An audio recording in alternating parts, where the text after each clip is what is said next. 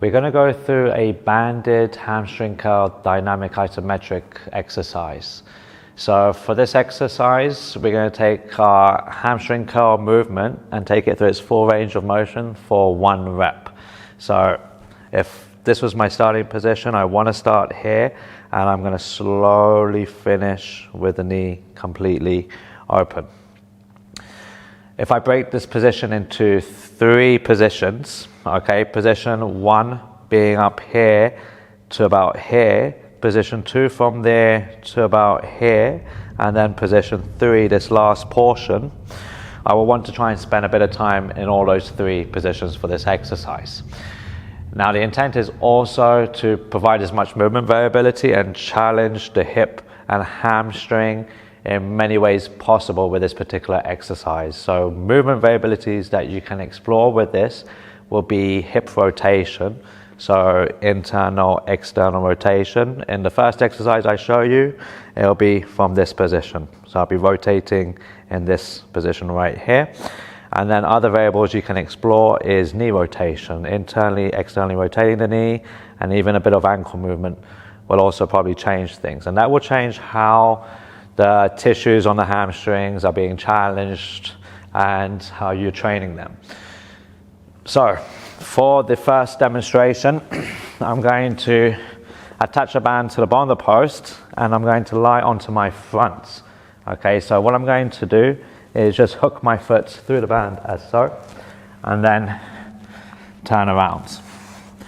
Now what I'm going to do is passively bring my knee into complete flexion. So I'll take my hand over my leg and then close the knee as best as possible and then assess from here. What I want to know is that when I take my hand away, I can feel the tension. The band has enough tension to challenge me and pull my knee into extension or opening up the knee. So this feels like a good position for me to start.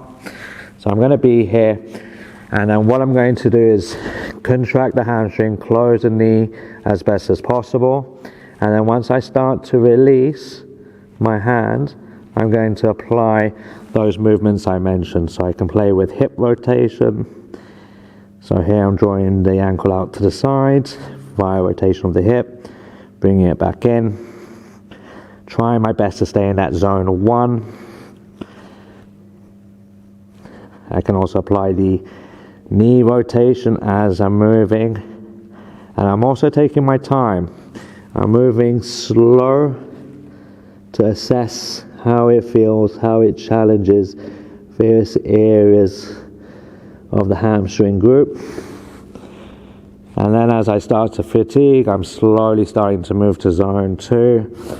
And if I feel the tension on the band is easing off, I can shuffle forwards a little bit more to increase that tension. And then I keep going, exploring all those movements, trying to work as many different areas as possible.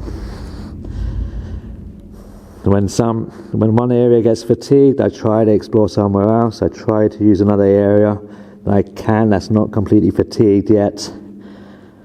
Using all those variables in combination, and the same as I'm fatiguing, the knee opens up a bit more.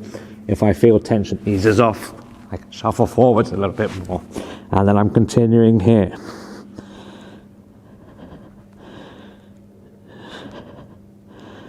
Slow moving, exploring all movement variables I can around the ankle, knee and hip joint for this exercise.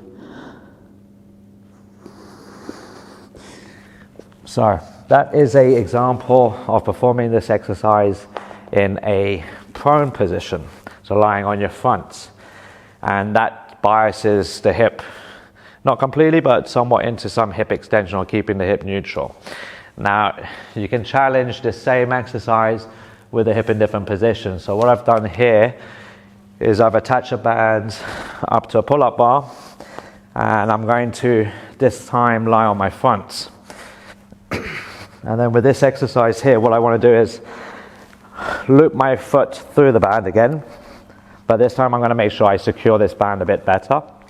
Okay, and then from here I'm going to lie back, and the exercise will be to pull the knee to a degree into hip flexion, I can choose how much I want. Then from here, close the knee as best as possible. And then I will start the exercise. So I release the tension. And then from here, like I said, I can explore. So with this one, I have another variable, which is also the freedom to move the knee itself out to the side into abduction or move it in.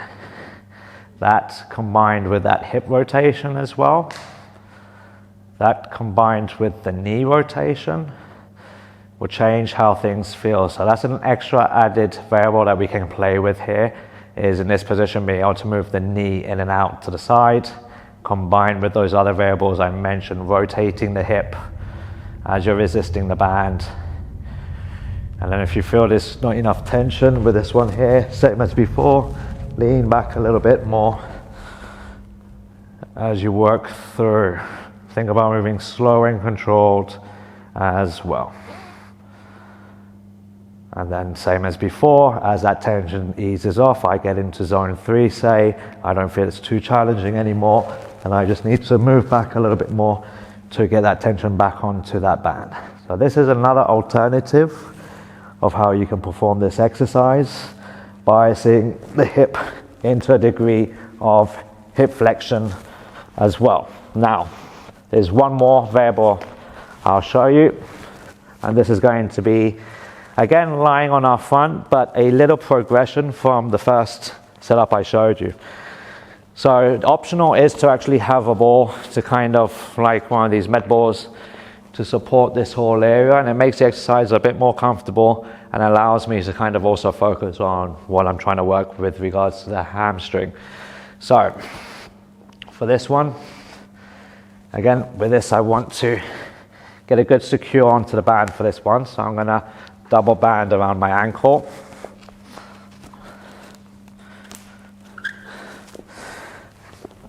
And then from here, I'm going to lie down onto my front.